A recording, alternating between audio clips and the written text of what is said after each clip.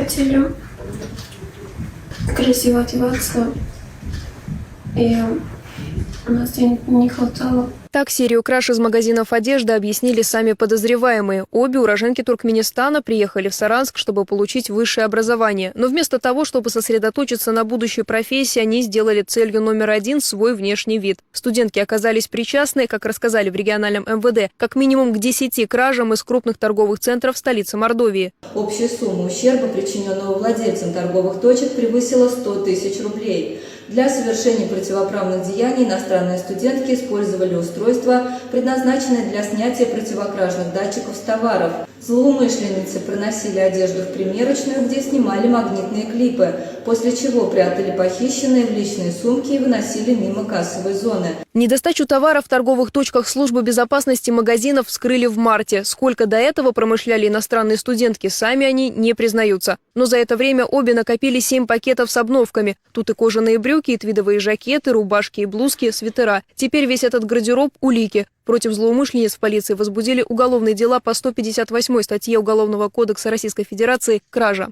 Раскаиваетесь? Больше не будете так делать?